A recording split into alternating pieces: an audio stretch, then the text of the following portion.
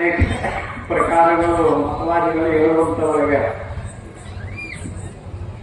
ಪಡೆವಿನೊಂದಿಗೆ ಪರಮುಕ್ತಿ ಸುಖವನ್ನು ತೆಗೆದಾಗ ಒಬ್ಬ ಜೇಲಿಗೆ ಬಿದ್ದಿದ್ನಪ್ಪ ಅಂತ ಹೇಳಿದ್ರೆ ಆ ಜೇಲಿನಿಂದ ಕರೆಕಾಗಬೇಕಾದ್ರೆ ಮುಕ್ತಲ್ಲಿ ಅದು ಈ ಜೇಲಿನಿಂದ ಜೇಲನಪ್ಪ ಕರೆಕಾಗಿರೋನು ಅಂತ ಮುಸುವಾಗಿತ್ತು ಅಪ್ಪ ಅಂತ ಹಸಿವಿನಿಂದ ಬಿಡುಗಡೆ ಆಗಬೇಕಾದ್ರೆ ಅದನ್ನು ಮುಕ್ತಿ, ನೀರಡಿಕೆಯಿಂದ ಬಿಡುಗಡೆ ಆಗಬೇಕಾದ್ರೆ ಅದನ್ನು ಮುಕ್ತಿ. ಇನ್ನು ಮತವಾದಿಗಳು ಅನೇಕ ಮುಕ್ತಿಯನ್ನು ಹೇಳ್ಯಾರ. 21 ದುಃಖಗಳ ನಿವೃತ್ತಿಗೆ ಮುಕ್ತಿ ಬಹಳ ಹೇಳುವಂತವರ ಸಾಂಖ್ಯರು ಹೇಳ್ತಾರ, ಅಪಂಜಲೆಯರು ಹೇಳ್ತಾರ, ನೈಯಾಯಿಕರು ಹೇಳ್ತಾರ ಮುಕ್ತಿ ಬೇರೆ ಬೇರೆ, ಆಮೇಲೆ ಶೈವರು ಹೇಳ್ತಾರ, ಶಾಸ್ತ್ರೀಯರು ಹೇಳ್ತಾರ. ಆಮೇಲೆ ನಿಜವಾದ ಮುಕ್ತಿ ಯಾವುದು ಅಂತೇಳಿ ಕೇಳಿದಾಗ ನಿಜ ಮುಕ್ತಿ, ಪರಮುಕ್ತಿ, ಪಡೆವಿನೊಂದಿಗೆ ಪರಮುಕ್ತಿ ಸುಖವನ್ನು, ಪರ ಅಂದ್ರೆ ಶ್ರೇಷ್ಠವಾದಂಥ ಮುಕ್ತಿ. ಶ್ರೇಷ್ಠವಾದಂಥ ಮುಕ್ತಿ ಯಾವಪ್ಪ ಅಂತಂದ್ರೆ ಅತ್ಯಂತ ದುಃಖದ ನಿವೃತ್ತಿ, ಪರಮಾನಂದ ರೂಪ ಪ್ರಾಪ್ತಿ ಮೋಕ್ಷ. ಅಂದ್ರೆ ಏನಂತೇಳಿ ಕೇಳಿದ್ರ ವಾಲ್ಮೀನಿಯು ಸತ್ರಿ ಅಂತ ಹೇಳಿದ್ರೆ ವಾಲಿ ಹುಟ್ಟುವುದಿಲ್ಲ, ಅದು ಮುಕ್ತಿ ಅಷ್ಟೇ. ಮುಕ್ತಿ ಅಂದ್ರೆ ನಸ ಪುನರಾವರ್ತತೆ. ವಾಲಿ ಹೋಗಿ ನೀವು ಅದನ್ನು ಹೊಂದಿದೆಯಪ್ಪ ಅಂತ ಹೇಳಿದ್ರ ಪುನಃ ನಿಮ್ಗ ಜನನ ಮರಣಗಳಿಲ್ಲ. ಸಿದ್ಧಾರೂಢರು ಸಣ್ಣವರಿದ್ದಾಗ ಲೀಲಾ ಮಾಡಿದರು. ದೇವದತ್ತ ಅನ್ನುವಂಥವನು ಒಬ್ಬನು ಒಯ್ದು ಕೆರೆಯಾಗ ಅವ ಅಂದುತ್ತಿದ್ದ, ನೀರಿಗೆ ಅನ್ನುತ್ತಿದ್ದ. ಕೆರೆಯಾಗ ಒಯ್ದು ಹೆರಕಿಡೋದು ಕಿಚನ್ ಏನಪ್ಪ ಅಂದ್ರೆ ಒತ್ತಿದ್ರತ್ತ ನೀರಾಗ ಹೊರಗೆ ಸಾಕ್ ಹೋಗಿ ಇಷ್ಟು ಬಂದ್ರತ್ತ ಹೊರಗೆ. ಏನಾಯ್ತಪ್ಪ ಅಂತೇಳಿ ಅಂದ್ರೆ ಸತ್ ಹೊಡೋದಪ್ಪ ಸಿದ್ಧ, ಸತ್ ಹೊಡೋದ ದೇವದತ್ತನ ಸತ್ ಹೊಡೋದ ಅಂತ ಹೇಳಿ ಎಲ್ಲ ಊರು ತುಂಬ ಪಬ್ಲಿಕ್ ಆಯ್ತು. ಅವರು ಓಡಿ ಬಂದರು, ನನ್ನ ಮಗನ ಸತ್ ಹೊಡೋದ ಸಿದ್ಧ, ನನ್ನ ಮಗ ಎಲ್ಲಾರನ ಅಂತ ಕೇಳಿದ್ರು. ನಿನ್ನ ಮಗ ಎಲ್ಲಾರನಪ್ಪ ಅಂತ ಹೇಳಿದ್ರ ಪರಮಾತ್ಮ ಸ್ವರೂಪಿ ಈ ಜಲಸಾಗರದಲ್ಲಿ ಮುಕ್ತನಾಗಿನವ, ಆನಂದ ಅನ್ನುವಂಥ ಉದಕದಲ್ಲಿರೋಣ, ಅವಂಗ ದುಃಖಗಳು ಇಲ್ಲ ಅಂತ ಹೇಳಿದ್ರು ಸಿದ್ಧಾರ. ಅಪ್ಪ ನಿನ್ನ ಭಾಷಣ ನಮ್ಗೆ ಬೇಕಾಗಿಲ್ಲ, ನಿನ್ನ ವೇದಾಂತ ನಮಗೆ ಬೇಕಾಗಿಲ್ಲ, ನನ್ನ ಪುತ್ರ ರತ್ನವನ್ನು ನಮಗೆ ತಂದು ಕೊಡು ಅಂತ ಹೇಳಿ ಕೇಳಿದ್ದೆ. ಇಷ್ಟಾಕ ದೇವ ಅಲ್ಬಾರ, ಮತ್ತೆ ಬೇಕಾದ್ರೆ ಈ ದೇವದತ್ತನನ್ನು ಕೂಗು ಬರ್ತಾನೆ ಹೆಸರಿಡೋದು ಅಂತ ಹೇಳಿದಾಗ ದೇವದತ್ತ ಕೂಗಿದಾಗ ಕೆರೆಯ ಪುಷ್ಟ ಭಾಗದಲ್ಲಿ ದೇವದತ್ತ ಎದ್ದು ಬಂದು ಈಸಿ ಬಂದು ಅವರ ತಾಯಿ ಕೇಳಿದ ಮಗು ಎಲ್ಲಿ ಹೋಗಿದ್ದೀನಿ, ಸತ್ಯ ಹೇಳಿ ತಿಳ್ಕೊಂಡು ನಾ ಎಷ್ಟು ಗುರು ಮಾಡಿದೆ, ಸತ್ಯ ಹೇಳಿ ನಾ ಎಷ್ಟು ದುಃಖ ಮಾಡಿಕೊಂಡೆ, ಎಲ್ಲಿ ಹೋಗಿದ್ದಿ ಅಂತ ಕೇಳಿಲ್ಲ. ಈ ಸಿದ್ದಯ್ಯ ನನನ ಇವ ಸಾಮಾನ್ಯ ಪುರುಷ ಅಲ್ಲ, ಇವನಲ್ಲಿ ಒಂದು ದೊಡ್ಡ ಶಕ್ತಿ ಅದ. ಇವ ಏನಪ್ಪಾ ಅಂದ್ರೆ ಇತರನ ನನ್ನ ಆನಂದ ಉದಕದಲ್ಲಿ ಸಮಾಧಿ ಸ್ಥಿತಿಯಲ್ಲಿ ಪರಮಾತ್ಮನಲ್ಲಿ ಮಗ್ನನಾಗಿದ್ದೇನೆ, ಯಾಕೆ ಕರೆದವನ ಕರೆದು ಮತ್ತೆ ಈ ಜಗದ ಏನಪ್ಪಾ ಅಂದ್ರೆ ಈ ಸಂಸಾರದಲ್ಲಿ ನನ್ನ ಬೆರೆಯಾಗಿ ಮಾಡದಲ್ಲ, ಮತ್ತೆ ದುಃಖದಲ್ಲಿ ಬೆರೆಯಾಗಿ ಮಾಡದಲ್ಲ, ಅವ ಎಷ್ಟು ನನಗೆ ಆನಂದವಾಗಿಟ್ಟಿದ್ದ ಅಂತ ಹೇಳಿದ ದೇವರು. ಆನಂದನೇ ಮುಕ್ತಿ. ಆದ್ದರಿಂದ ಏನಂತಾರಪ್ಪ ಅಂತ ಹೇಳಿದ್ರೆ ಪರಮುಕ್ತಿ.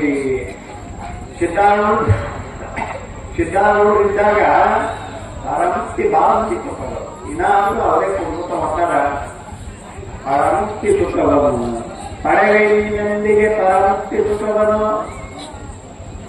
ಕೆಡುವ ಕಾಯದ ಮೋಹ ಮನುಮಾನೆ ಮನುಜ, ಬಹಳ ಮಾರ್ಮಿಕವಾದಂಥ ವಿಷಯ ಇರುವಂಥದ್ದು ಪುಣ್ಯಾತ್ಮೆ. ಯಾವಾಗ ಮುಕ್ತಿ ಆಗದಪ್ಪ ಅಂತ ಹೇಳಿದ್ರೆ ಈ ದೇಹದ ಮೇಲಿನ ಮೋಹ ಅನ್ನುವಂಥದ್ದು ನಾಶ. ಏನ ಎಲ್ಲಾ ವಸ್ತುಗಳ ಮೇಲಿನ ಮೋಹ ಅನ್ನುವಂಥದ್ದು ನಾಶ ಆಗ್ತದೆ. ಎಲ್ಲವನ್ನು ಬಿಟ್ಟು ನೀವು ಬರಬಹುದು. ಈ ದೇಹದ ಮೇಲಿನ ವ್ಯಾಮೋಹ ಬಹಳ ಕಠಿಣ. ಅದಕ್ಕೆ ಹೇಳಿರೋರು ತಿಳಿಯರವರು ನೀನು ಸಕಲ ಶಾಸ್ತ್ರಗಳನ್ನ ಗುರುಮುಖರಿಂದ, ಕಠಿಣ ಶಾಸ್ತ್ರಗಳನ್ನ ಗುರುಮುಖರಿಂದ ಒಂದಿಷ್ಟು ಪ್ರಯತ್ನ ಪಟ್ಟಿಯಪ್ಪ ಅಂತ ಹೇಳಿದ್ರ ತಿಳಿಯರವರು. ಎಷ್ಟು ಮಂದಿ ತಿಳಿದಾರ? ಕಟ್ಟಿದ್ದವ್ರು ಚೆನ್ನಾಗ ರಟಾಯಕ ಅವಾಯಿ ಆರೋಗ್ಯ ಜ್ಯೋತಿ ಶಿವಪುತ್ರ ಕಪ್ಪವರಲ್ಲಿ ನಮ್ಮ ಮಂಜುನ ಶಿವಗಳು ಅಂತ ಹೇಳಿದಾರಲ್ಲ ಹಳ್ಳಿಕಟ್ಟೆಯವರು, ಅವರು ಸಾಲಿ ಹಿಂದೆ ಮುಂಚೆ ಕಾಯೋದಿಲ್ಲ. ಈಗ ಸೇರೆ ಹಾಕಿಸ್ಬಿಟ್ಟಾರ ಅವರಿಗೆ. ಯಾರು ಆರೋಗ್ಯ ಜ್ಯೋತಿ ಹಾಕೋರು. ಇವತ್ತಿನ ಜೊತೆಗೆ ಅವ್ರೇನಪ್ಪ ಅಂತ ಹೇಳಿದ್ರೆ ಖಂಡಿತರಾಗ್ಯಾರ, ದೊಡ್ಡ ಖಂಡಿತ. ತಿಳಿಯಲವರು ಕಠಿಣವಾದಂತ ವಿಷಯಗಳನ್ನು ತಿಳಿಯಲವರು. ಬರೀ ಅಷ್ಟೇ ಅಲ್ಲ, ಒಲಿದು ಬಿಡಲವರು. ಯಾರು ಬಿಡುವಂತಿಲ್ಲ ಅವನಿಗೆ.